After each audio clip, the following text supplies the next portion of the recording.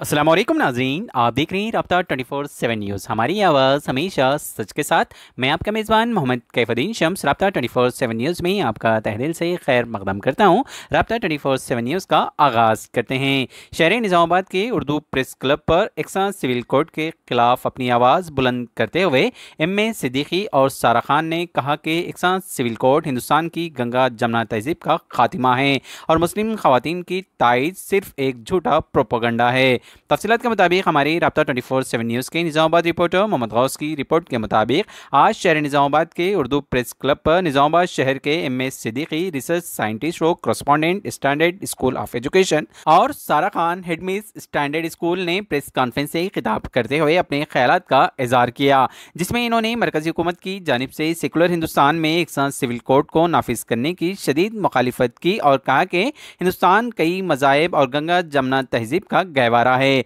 लेकिन मरकज़ी बीजेपी हुकूमत सिर्फ अपनी इंतखाबी मफादात को पूरा करने के लिए एक सिविल कोड नाफिज करने की कोशिश करते हुए इस गंगा जमुना तहज़ीब का कत्ल कर रही है। लेकिन बिलखुसूस मुसलमान इस्लामी शरीयत के सिवा दूसरे किसी भी कानून को क़तई बर्दाश्त नहीं करेंगे और ना ही कबूल करेंगे। जिसके बाद सारा खान ने अपने खिताब में दीन इस्लाम में ख़वातीन के हुकूक़ पर बात करते हुए कुरान मजीद की सूरत निसा का जिक्र फरमाया, जो ख़वातीन के हुकूक़ के लिए नाजिल फरमाई गई है, और इन्होंने कहा कि जो मॉडर्न मुस्लिम ख़वातीन एकसा सिविल कोड की तायद कर रही हैं वो पहले शरीयत इस्लाम का मुकम्मल मुताला कर, क्योंकि अल्लाह ताला ने इस्लाम में ख़वातीन को एक बहुत बड़ा रुतबा और आला मुकाम अता फरमाया है। लेकिन गोदी मीडिया कुछ नाम निहाद मुस्लिम ख़वातीन को लेकर झूठा प्रोपेगेंडा चला रही हैं। आखिर में इन्होंने तमाम लोगों से ये अदबन गुजारिश की है कि वो अपने आप को दीन व दुनिया की दोनों तालीमों से आरास्ता कराएँ ताकि सही और गलत की पहचान हो सके।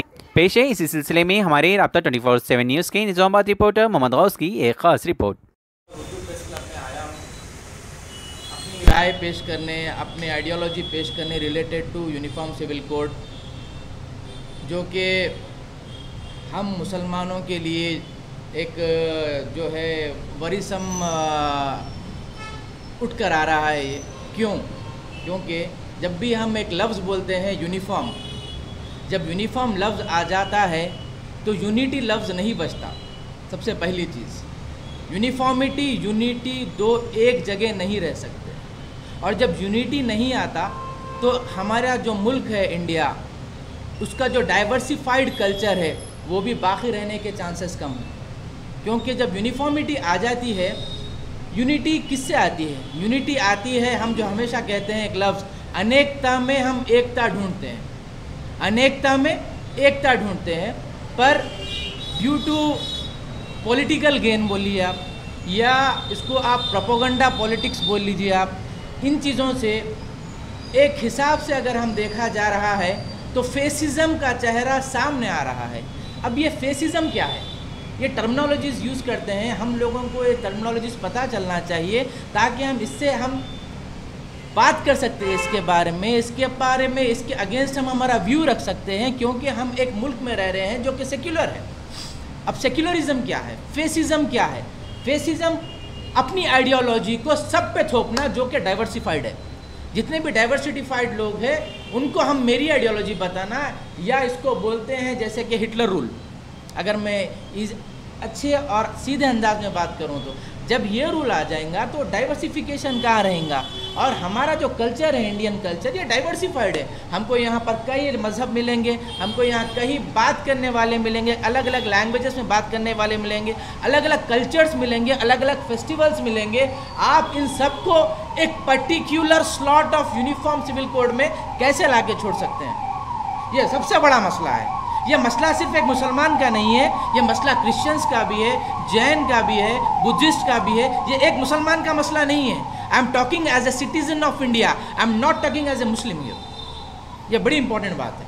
और जब एक मुल्क को आप बोल रहे हैं कि सेक्युलर है, सेक्युलर का सिंपल डेफिनेशन यही है कि आप रिलीजन को एक पर्सनल व्यू में लें और सोशल की बात करें, पॉलिटिकल की बात करें, इकोनॉमिक ग्रोथ की बात करें। आप ये पॉइंट्स को लेकर आगे चलें, ना कि आप इन सब पॉइंट्स में रिलीजन को लेकर आ जाएं।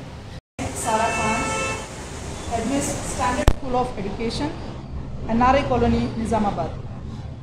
आज मैं यहाँ पर उर्दू प्रेस क्लब पे मौजूद हूँ representing all of my Muslim sisters.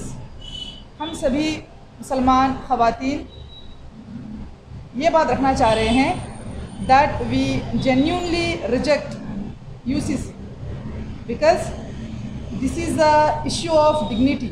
یہ ہماری عزت کا سوال ہے, یہ ہماری ڈگنیٹی کا سوال ہے, یہ ہماری زندگی کا سوال ہے. میں میرے پیارے اور معصوم بہنوں سے مخاطب ہوں اور انہیں میں یہ کہنا چاہتی ہوں کہ the legal framework of constitution میں جو بیسک دو آرٹیکلس ہے, پرائمریلی آرٹیکل 25 اور آرٹیکل 26, آپ یہ چیز گوگل کریں.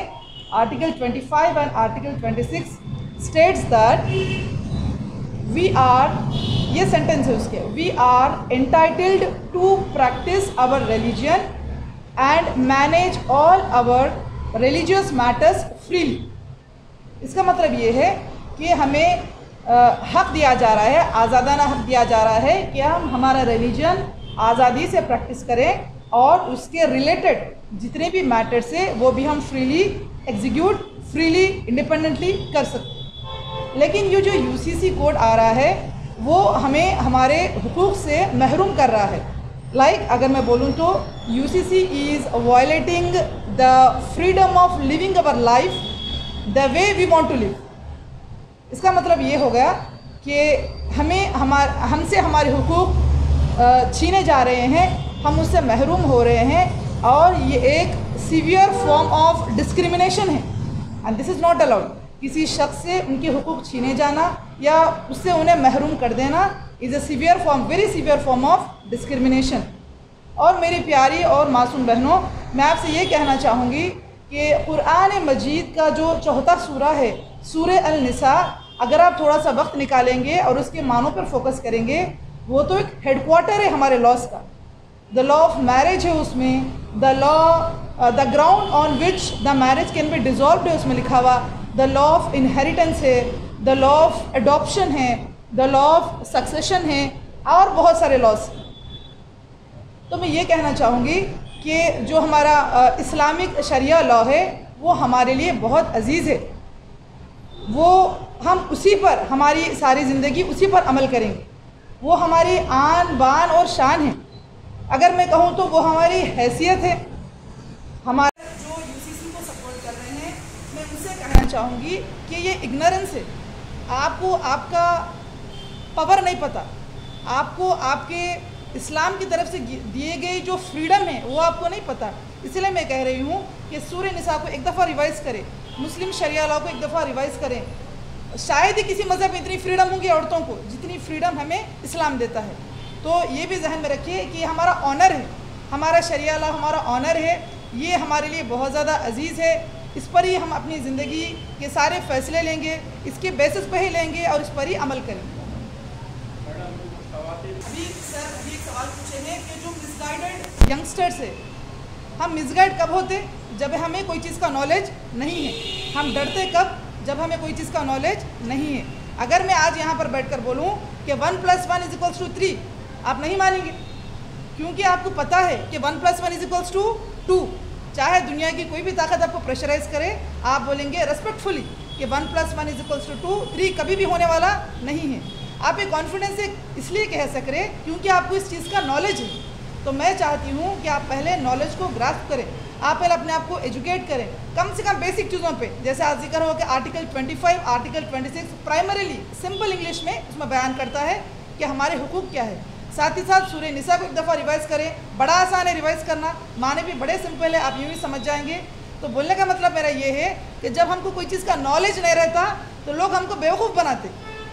جب آپ کو اس چیز کا نالج آ جائے گا, آپ ساری دنیا کا سامنا کر سکتے ہیں. That 1 + 1 = 2, that is never going to be 3. جزاک اللہ.